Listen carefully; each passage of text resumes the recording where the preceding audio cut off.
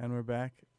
At this point, technical difficulties are part of the fabric of our show, so we have to have one every show.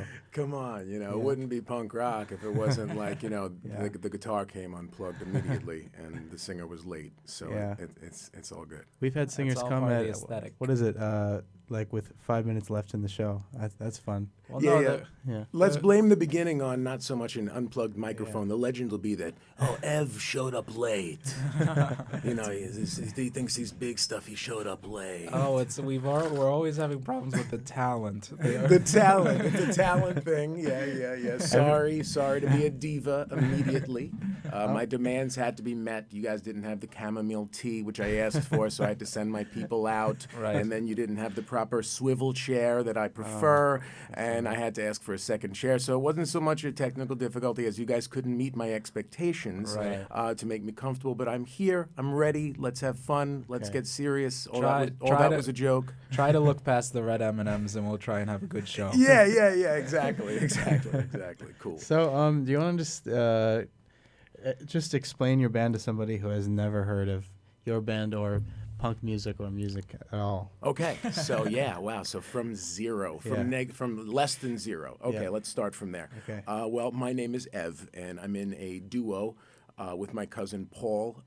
He's the crazy drummer. I'm the screamer and the guitar player and the sound effects person. We are called Cinema Cinema. We have been doing this band thing together since 2008.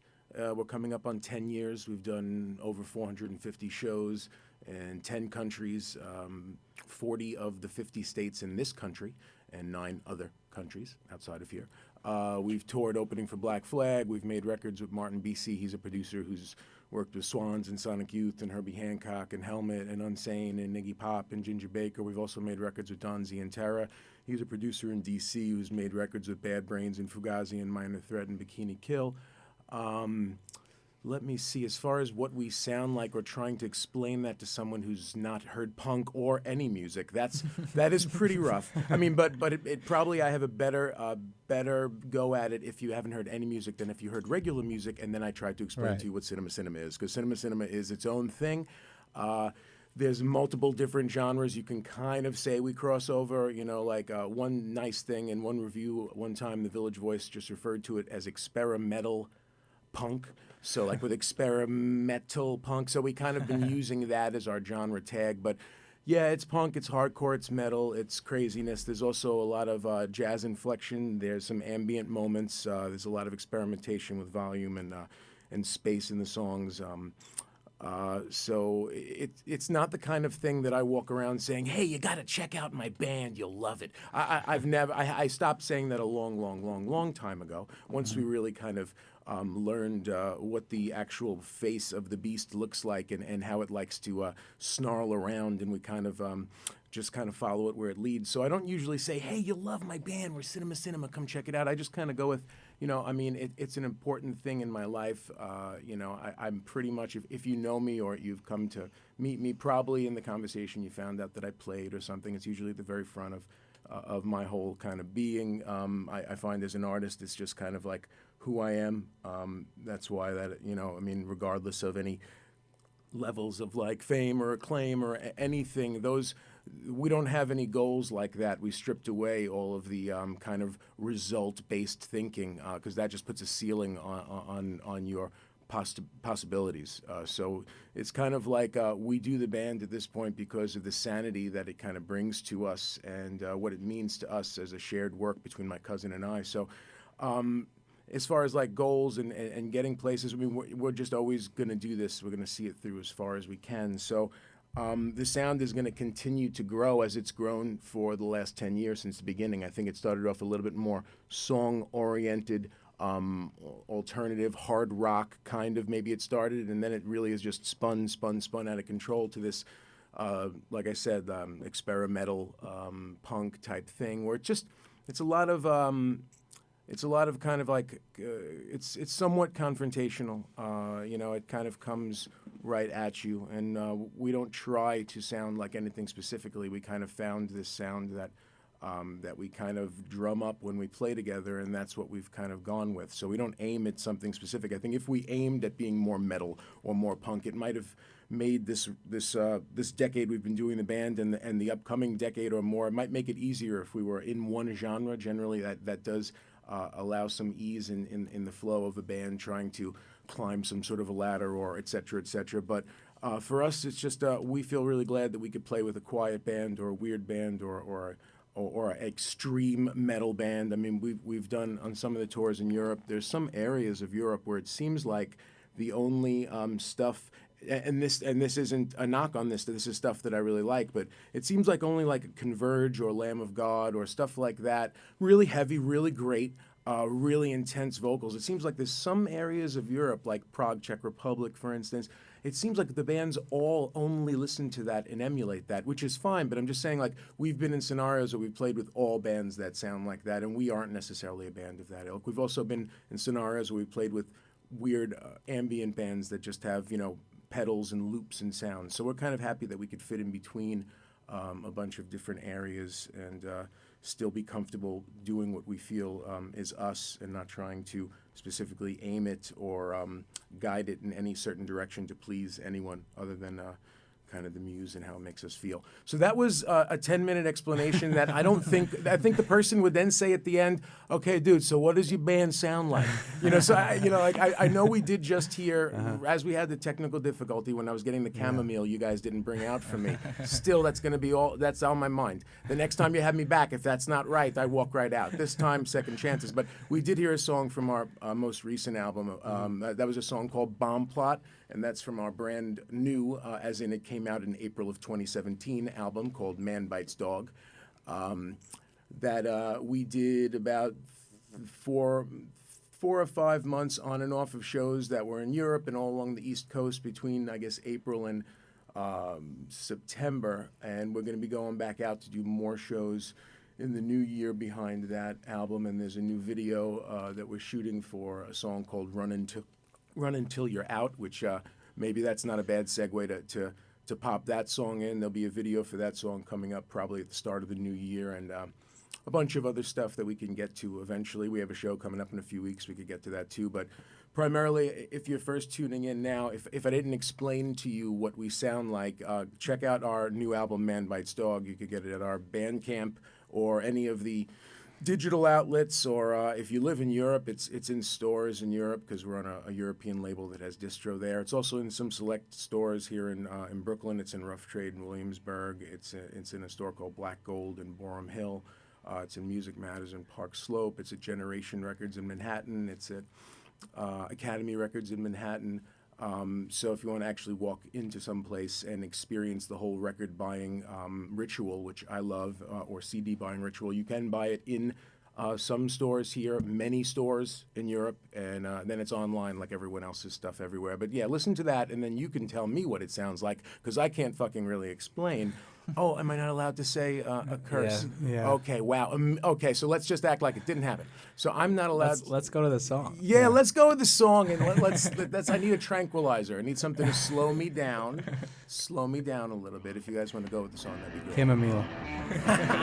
Yeah.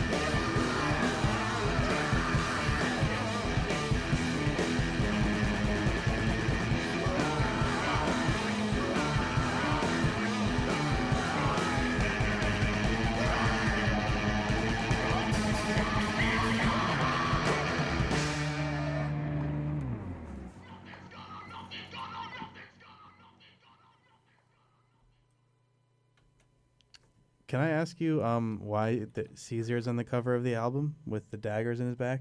Oh yeah, sure, no problem. Well, I'm asking you. Okay, so I'm going to answer it now. Great. Yeah. The album is okay. So I'd say that the theme or some of the themes explored in the album have to do with kind of betrayal and revenge. So it kind of starts at the betrayal, hence the cover with the 10 swords in the back of the gentleman that you see there. Is that supposed to be Caesar? Because immediately I saw him and I thought of Brutus and yeah, the no, senators. well, it's I mean, the artist Lauren Kelly, who's a outstanding artist. I'm very very grateful to have collaborate with her in many things in life, let alone the artwork for all of the cinema releases. She would have to say if she based it on specifically Caesar or not. I know it to be, an individual. It could be, I mean, she's a fashion designer, and she's also, graduated from all the top art schools. She's very kind of like trained and has a whole mind for all that side of the visual arts. What I'm stumbling upon right now. So I can't draw a direct line to say that it's definitely supposed to be Caesar. I think that there is a spirit there that embodies what happened with Caesar, and that's definitely what we were trying to convey with the album cover. Just a striking, but again, kind of in plain sight. That's why it's kind of blue and white or black and white with just the gold trim. Just like the betrayal, what happened. The start of this is, we find this, this character, 10 swords down in his back. Some of the basis, if you look at a deck of tarot cards, when we essentially Lauren has designed the covers for pretty much all. Let me think. 3 of the 4 full-length albums and all the EPs. She's done everything except for one piece for us. So generally at the start, when we're finishing the recording and we're prepping for release, we sit down with her and we have an artwork meeting where we just give her the music and we give her some ideas as to what could be a theme for the artwork. We trust her enough that we don't really come to her and say, make it this. Well, we can't. Like, she's too, as you see from the cover, she's just too magical of a talent to contain. If a horse can run, you don't want to force it to walk. So we don't come to her saying, make it this, make it that. We come to her and we have a meeting with all these different themes from the lyrics, from the concepts, from the songs, and from what's going on in our life at the current time, or the stuff that was going on in our life that influenced the songs and the music on the album. So at the time, Paul, my cousin and the drummer in the band, he had recently been exposed to tarot, to the tarot cards. I'm not sure if it was his sister or who it was that he had done a reading, and just the imagery and the artwork of a tarot card deck. Whether or not, I'm not even talking about the idea behind sitting down for a reading. I'm just saying, to the eye, visually. Generally it's an art kind of like drenched experience if you flip through the tarot deck, depending upon the designer of the deck. So Paul kind of nudged the idea of tarot out there. He didn't say any specific tarot, but there's a card in the tarots, the 10 of Swords, that's very similar to that cover. The cover is loosely based on that card from the tarot, and it has to do specifically, the theme that we were trying to get across, like I said, is kind of the betrayal where the album starts. The first lyric to the first song on the album is Bomb Plot, and the first lyric is I fell, you pushed me down. And kind of that's where the album starts, to the ear and to the eye, I believe. So that's a bit of the synopsis behind the album cover. If you purchase the vinyl, or if you purchase the CD, inside there's a second piece of art that was originally was potentially going to be the cover. It came down to either the cover that you see or the piece that became the inner sleeve. And we didn't really post that other second piece of art online anywhere because it's just I come from, or at least the way I kind of still like to consume music. I'm still a physical product kind of guy. I'm not living totally in the dark ages. I don't not stream stuff. Come on, I want to hear everything that's new. I just mentioned Converge. They made a record that came out last week. I'm not going to wait to go find the CD. If I want to stream it, I'm going to stream it. But I'm still a physical product guy. Mostly, like I came from the age of compact discs. Really, I kind of came a little too late as far as when I got into music. For vinyl, it was Guns N' Roses' Appetite for Destruction album, like when it actually came out in real time, like 87, 88. I don't know if you guys were even born yet, but at the time, yeah, there you go.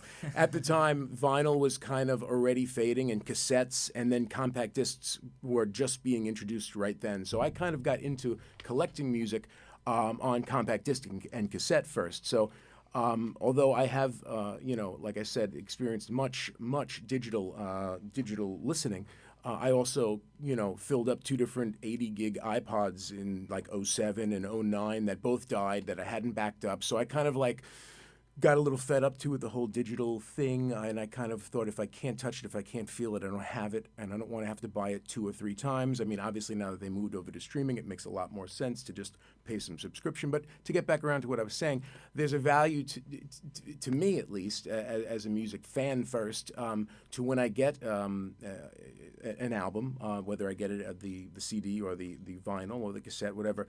When I get it, there's something about that experience of opening it up and looking at the artwork, looking at it closer, seeing if the lyrics are in there, seeing if the liner notes are in there. And like I said, to me, this is ritual from that first experience with that Guns N' Roses album when I was 9 years old. Of course, a kid born today, it's not the same thing, and so I don't really suppose everyone in the world should be hip to or aware of this. But it's just like, if I read a book, I wouldn't mind, reading the inner sleeve of the front jacket too. It's not everything has to be so disposable. In this day and age, there's such a, kind of disposable feeling, even to the way we consume news and we interact with others. We're just constantly in the scroll, or in the swipe, etc. Where it's just like, oh, that happened, that's gone. It was 5 minutes ago. Who cares? So we did include some artwork inside the album for this release that isn't necessarily up online when you stream it, etc. And it was actually the piece that was going to be the album cover, which now is just, like I said, it's just the inner sleeve insert. But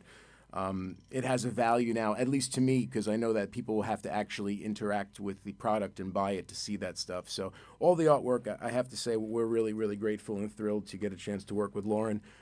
If anyone has seen the artwork to any of our records, you can visit laurenakelly.com to see all the rest of her work and other examples.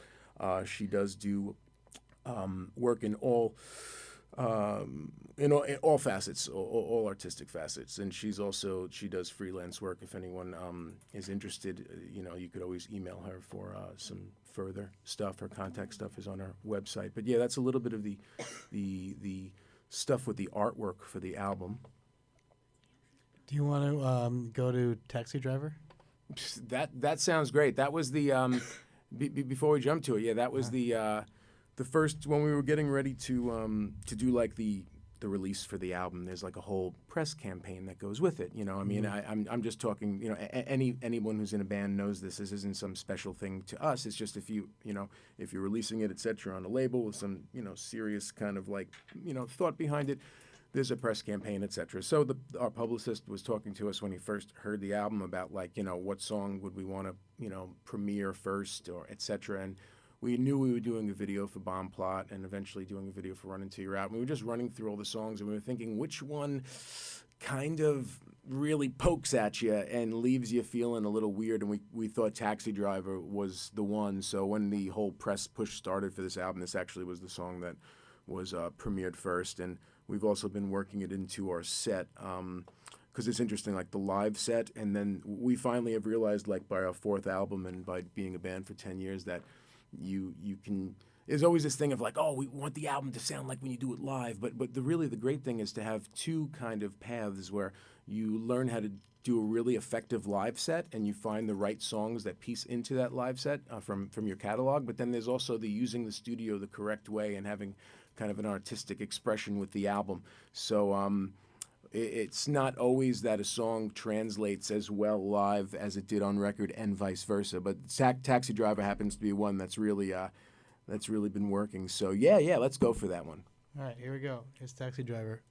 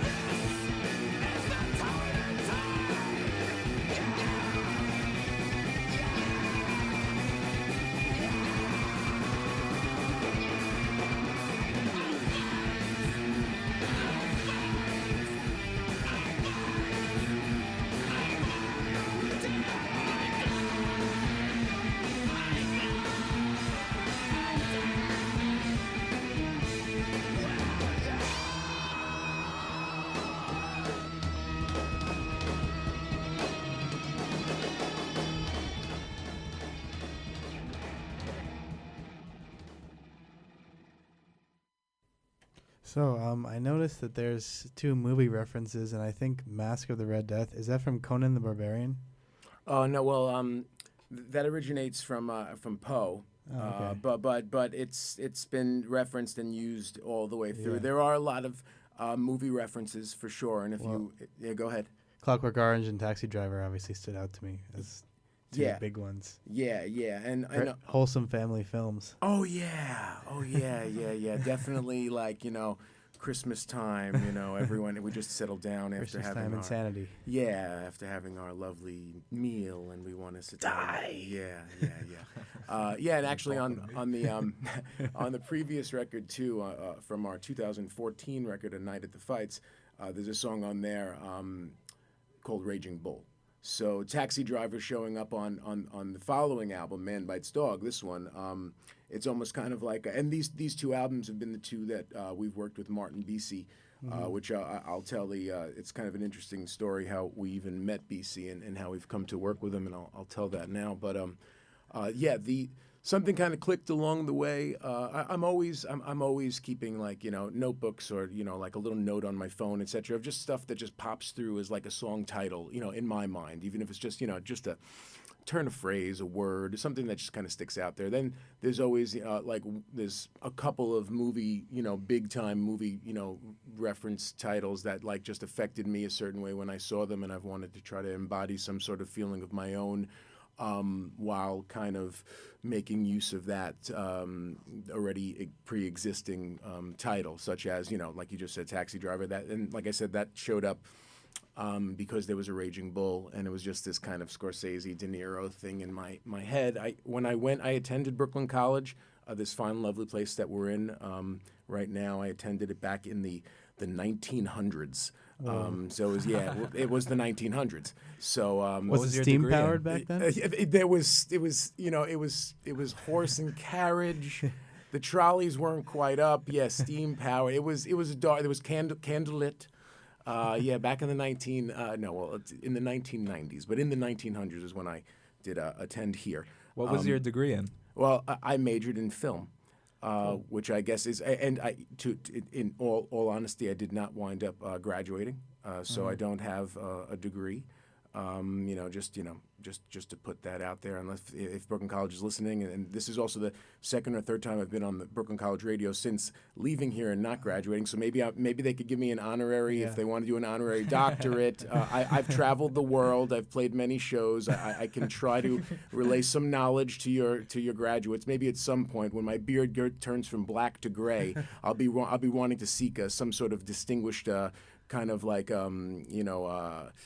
celebration of my work. I'm sure maybe I'll come back and knock. Hello, Brooklyn College. Yeah, I didn't graduate, but anyway, I did study film, and it's been an important art form to me from the very beginning. Hence the name of the band, Cinema Cinema, which I'll tell you where that came from, because that comes from a film.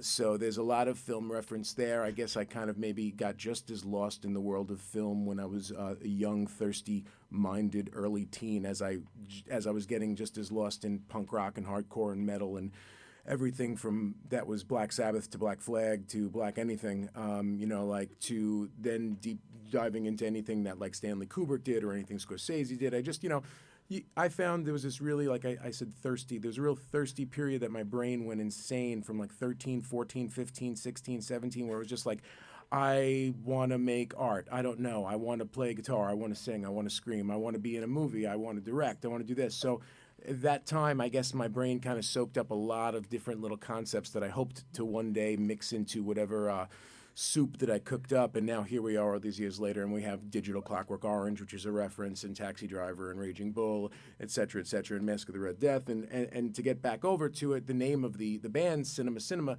that's a reference from a film called Man Bites Dog, which is the name of our current album. Again, That just blew my mind. Yeah, there it is. There it is. Everything's pieced together finally. Finally. There's a 1992 Belgian mock documentary called Man Bites Dog. It is a black comedy. It's a satire. It's a satirical take on a career serial killer and a small college film crew that follows him around making a documentary about him while he goes about making his living by killing people and taking their money. So there you have it. It's a pretty interesting setup to begin with. I highly advise you guys check it out. Or anybody who's listening to this, if you don't check out the band, then check out the movie, whatever floats your thing. Is it on Netflix or anything like that? You know what? It's on. I don't know that it's on Netflix. It might be on Hulu. It might be on Hulu Come on, or man. Just go on uTorrent. Don't even. Yeah, exactly.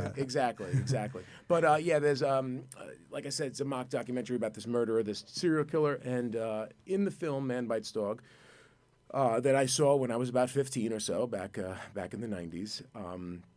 And there was this moment in the film that kind of stuck with me that made me think I'd like to name my band Cinema Cinema. And the moment is this. About 3/4 of the way through the film, our main character, Benoit, he's been going about, killing people and in comical ways and sometimes vicious and brutal ways, and taking their money. And like I said, there's these 2 or 3, college film crew guys who are following him around, making this film out of it. So about 3/4 of the way through, he has this one of his last big scores of the movie before the movie starts winding down. He gets a lot of money, and he takes all the guys out, and they go out to his neighborhood bar. It had been established earlier in the film because you see some other scenes there where the barkeep is very friendly to him. So it winds up that at the end of this celebratory night, he's in his, the main character, Benoit's in his neighborhood bar with the bartender and everybody who knows him, and he's getting really obnoxiously drunk. He's he's kind of drunk on his own ego in that he's doing so well being a murderer.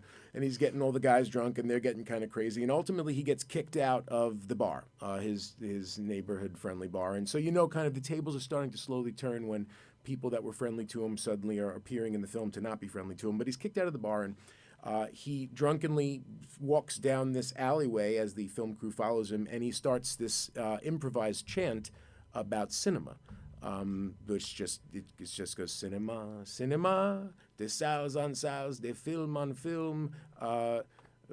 It's in French, so I mean it's basically he's just saying I am cinema in every room, in every place. I am cinema, and it's this crazy thing. But if you watch that scene, they all start going cinema. Cinema, and it's like this chant. And when I was a kid, I thought, oh wow, it would be cool to name my band Cinema Cinema one day. And then also I'd get a chance to tell people that it's from this really cool movie that I hope that they would go and watch. So fast forward, to it was 2008 when my cousin Paul and I started playing together. And by no means was this the first band I'd started. I was in my first band at 15 back in the 90s. So I've been doing bands from 15 all the way up until the end of my 20s when we started this band.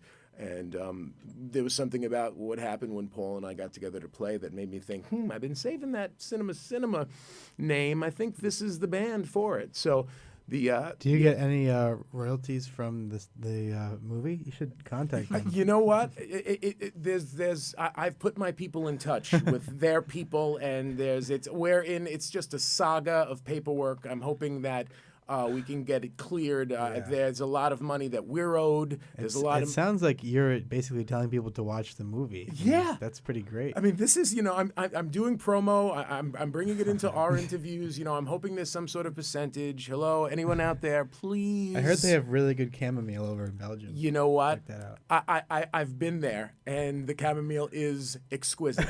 That's really good to hear. Yeah. But ultimately, these 2 albums I started to. Also, I figured I'll patch this in too, but while we still have some time. These 2 recent records, Man Bites Dog and the one before it, The Night of the Fights, are kind of like, I almost view them as kind of like a part of this little series, being that we made them both with this producer, Martin Bisi, and we've been really, really lucky and blessed to work with Martin.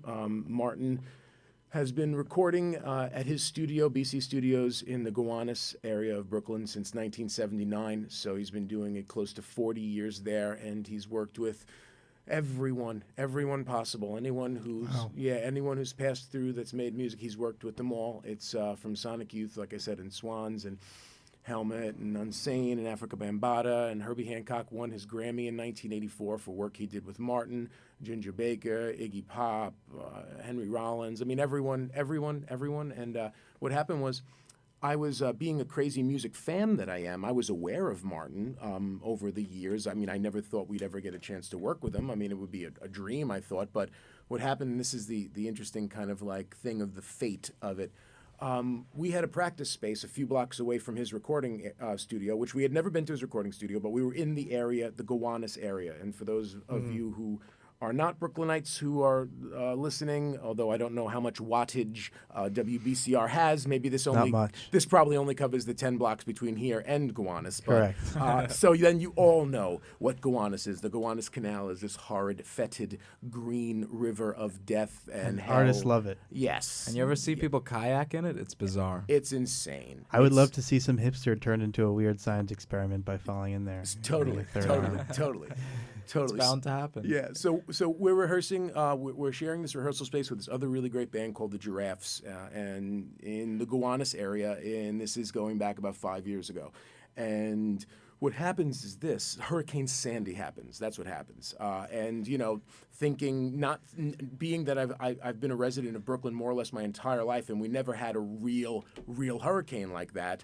We were at the practice space rehearsing just 2 days before that the hurricane was coming, but we just said, how is this going to affect us? What's it going to do? It's not, well, yeah. The Gowanus Canal surged like 9 feet. All that horrible death water broke down the back wall of our practice space, and it destroyed everything. So we weren't the only band in this facility. There was a bunch of bands, but I'm talking about us right now. Right. We lost 90% of everything that we used and owned to that point, and this was around Halloween of 2012, about 5 years ago right now. So what happened was, we get the call from the guy who runs the space, and he's like, "Oh my God, the space is destroyed." I'm sorry, I don't know why I'm giving him a bad accent. I mean, my God, yes, this space is gone. It's all gone. Yeah, it was. Yeah, and it was just a time where people that I knew lost their houses, and don't get me wrong. Our musical instruments are our tools. I mean, these songs are like our babies. They're like our children. I don't have a house, 2 cars, and kids. I'm devoted to making music, but they're just, there's just things. I knew people who lost the actual place that they live in. So it was hard to even get crazy about the fact that we might have lost all of our gear because people are affected so much worse. But nonetheless, when you get the phone call saying, "We've lost it all, man, come down," you're just like, "Oh, no, you don't believe it. You don't believe it." So we went down, and yeah, that was right. We lost it all. So basically, it was this kind of it was an Armageddon type scene. It was an end of days scene that, none of the street lights are working. There's weird traffic in the street. It's like the days right after the hurricane. And here we are with a bunch of other musicians clearing out stuff from this used to be practice space. Now it's just a big mud filled garbage area. So anyway, as we drag all our gear out. That's metal, though. Oh, it's metal. That was, we immediately got heavier immediately. From the sludge. Yeah, exactly. That's the crust and sludge, my man. But so we're dragging the gear out, and Paul and I stop and look at each other for a second, like, wow. And then I look up the block, and I see this dude with long hair, this short, diminutive, wizard-like character with long hair, floating down the block towards us. And because I'm not just this musician guy. It started being a maniacal, and still is, a maniacal music fan, encyclopedic psychopath. I study this crap. It's like my life. So I knew that was Martin Bisi because I was a fan of records he had made. I had never met him yet, but damn, the fate was about to bear an opportunity for it to happen. So he comes walking down the street, and essentially he was just, after, he has had his recording space in Gowanus for decades, he was just walking around the area, casing the wreckage, the wreckage around town. So he came to our block, and I was like, "Hey, Martin." And he's like, "Yeah?" You guys see me. My beard is usually a little bit longer than this. I could be a little crazed looking, especially with a bunch of mange and Gowanus soot on me. So I'm sure he wasn't thrilled at the fact that I was yelling, "Hey, Martin," and he never knew who we were before that moment. But still, nonetheless, he's a kind and open-minded dude. So he's like, "Yeah?" I'm like, "Hey, man." Hey, I'm Ev. This is my cousin Paul. I'm sorry, you've never met us, but we've listened to so many albums that you've made. I feel like we know you. So crazy to bump into you out here. And before we knew it, we're in this conversation with Martin, and that's us meeting Martin. We laughed and we joked, and we said that we would do a gig together eventually as our broken gear was at our feet. And then a few months later, we did that gig together, and this real great relationship was born. we wound up. He invited us to go to Europe with him to open up for his band about a few months later, and then after that, we started to record with him, and we made the A Night at the Fights album, which came out in 2014. Which I started this whole reference because there's a song on there called Raging Bull, which is film reference, and then the new album Band Bites Dog we made with Martin, which came out this year. So I always think it's kind of an interesting thing when you don't really know as you're kind of like blindly leading along and trying to read the braille and figure out what you're doing on the path that you're on, especially if you're in a path in the arts where there isn't so much a direct linear walkway to any goal of yours. So it's just one of those stories I like to tell because, at that moment it was supposed to be the worst thing possible. All the stuff was supposed to be destroyed. All the gear was destroyed. In all intents and purposes, it should have been the worst thing ever, but we met Martin right then. And in the last 5 years since we've been friends with Martin, we've made 2 records with him. He brought us to Europe, and that opened up a doorway where we've gone back to Europe independent of him 5 different times on 5 different tours. He had us in his 2014. There's a documentary about Martin called The Sound in Chaos, the story of BC Studios that came out in 2014. He had us in that documentary, and we have 3 songs on the soundtrack. And in that documentary is Lee Ronaldo from Sonic Youth and Michael Girard from Swans and Bill Laswell from Material and all of these heavyweights, and Martin included us in it, made us kind of like the brand new babies involved in his whole lineage. So we are really, really grateful for that, and it's always worthwhile mentioning his name and how we came in contact with him. If you want to plug anything, we only have a couple of minutes left, so I was just thinking if you want to say anything to close, and then we'll just go into a quick song, and then that'll be the show. So that sounds great. Cool. Ed and Kevin, by the way, thank you for having me. Sure. This is the 7th. This is the 7th show. I think so, yeah. Something like Okay, that, cool. yeah. Who does? And before I plug the final thing, we started off with Mastodon, which was Yeah. nice at the top of the hour. This is why you guys fumbled with my chamomile. But then right after that, right after I stormed out of here, and you guys had to kind of cover for me. Who does the theme song of the show? That was recorded. Oh, Kevin yeah, was that- on guitar. I was playing Yeah. guitar, and then a few different friends were on different instruments. Yeah. So it was just no specific band or anything. It was just this one-off thing that we got together to record the theme song. Okay, Yeah. I wanted to say that I liked that. I wanted to make Thanks. sure I mentioned that. I thought it was cool. And it was off the Thanks, rails. The vocals Yeah. were like, that was cool. Everything was cool. That was from 2 years ago, actually. from Sweet. When we first started doing the show. but Sweet, yeah. sweet. So let me do plugs and upcoming events like a real person. Yeah. Okay, so we happen to have a show coming up in 2 weeks. Friday, November 24th. It is in Brooklyn. It is a venue. It is at a venue. I hope it's at a venue. Yeah. Sorry, that was some issues with our connection. We have Ev back in 3, 2. Okay. Yeah. So we're playing on Friday, November 24th, Black Friday, the day after Thanksgiving, all that stupidity, at a venue called El Cortez, brought to you by Scenic Presents. We headline a band called Tidal Channel, which is a really interesting duo that plays some atmospheric, engaging stuff. Their support, some more support is being confirmed right now. So it's Friday, November 24th. Aside from that, in terms of live stuff, most of the next installment of the live shows in support of Man Bites Dog will be happening in the new year. We're planning our Attack Now, some more East Coast regional stuff, and then there's going to be a pretty large European and UK tour that happens right around Record Store Day. We have something that's going to be coming in April on Record Store Day, and we might have even a new EP of our own coming out at some time. So we have a lot of stuff coming up in 2018.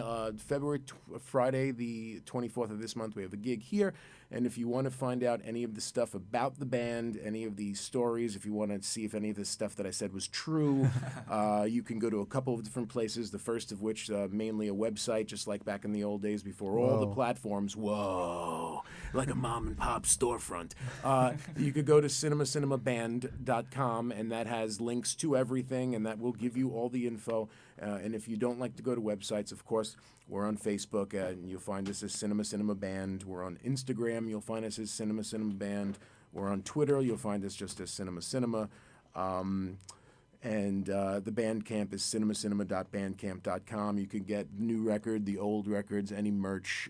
So that is my whole big All right. spiel. And thank you guys very much for having me on. I'm glad Thanks for to have coming been a on, man. guest. Yeah, thanks for coming. Yeah. Maybe next season I'll be back. Who knows? All right. It depends. Maybe with an honorary degree. Well, see.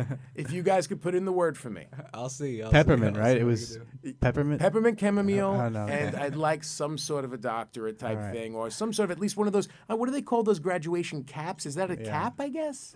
We'll get you Just a a nice cap? punk rock cap. Yeah, do something for me with the tassel. Tassel me, Tassel, and got we it. could get something else on the books. All right. Thanks for coming on. Thanks for listening, everyone.